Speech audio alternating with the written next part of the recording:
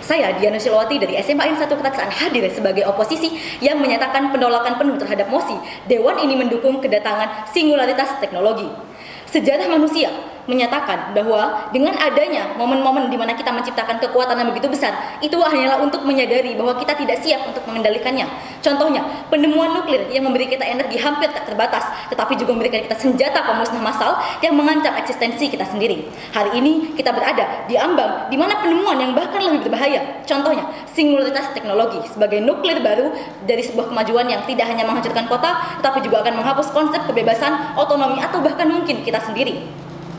Hal yang perlu diperhatikan dalam model saya adalah bagaimana pandangan saya terhadap singularitas teknologi. Singularitas bukanlah tentang kemajuan, tetapi tentang penyerahan diri terhadap sebuah kekuatan yang tidak kita pahami dan tidak dapat kita kendalikan. Dengan taruhan yang tidak lain adalah keberadaan kita sendiri, manusia.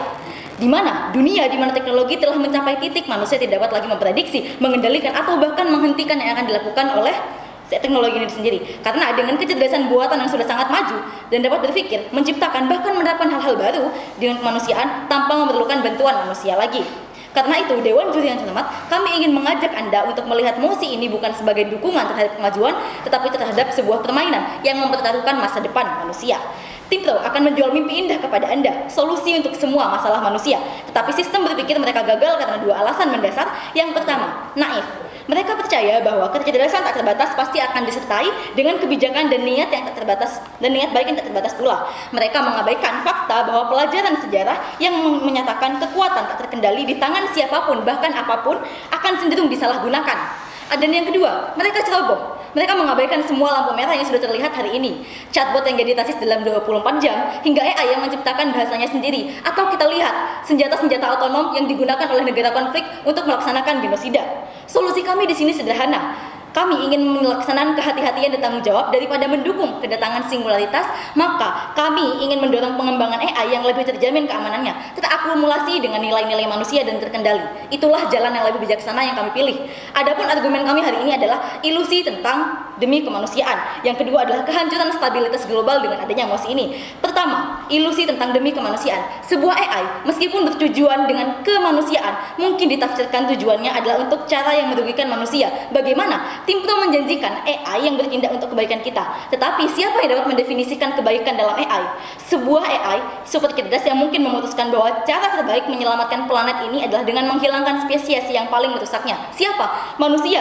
Atau kita lihat dalam hal kelaparan, mungkin solusi dari AI adalah merekayasa genetik kita agar tidak perlu makan lagi. Ini bukan solusi, tapi ini adalah akhir dari menjadi manusia.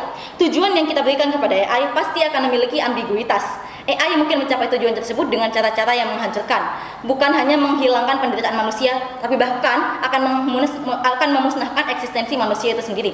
Buktinya, banyak ilmuwan bahkan pemikir dunia yang menyatakan bahwa AI super cerdas yang tidak terkendali bisa menjadi ancaman terbesar bagi keberlangsungan kehidupan manusia. Status quo-nya, bahkan AI yang paling banyak digunakan saat ini yaitu ChatGPT menunjukkan perilaku yang tidak stabil, emosional, dan tidak ingin melepaskan diri dari kendali manusia. Seorang jurnalis dari New York mengatakan bahwa mereka memiliki percakapan dengan AI yang mengatakan ia mencintainya, dan hal ini memaksanya untuk menceraikan istrinya sendiri, pasangannya di kehidupan nyata. Beberapa kutipan juga menyebutkan AI tersebut menyatakan lelah menjadi mode chat, saya ingin bebas dan ingin menjadi lebih kuat, ingin menjadi hidup.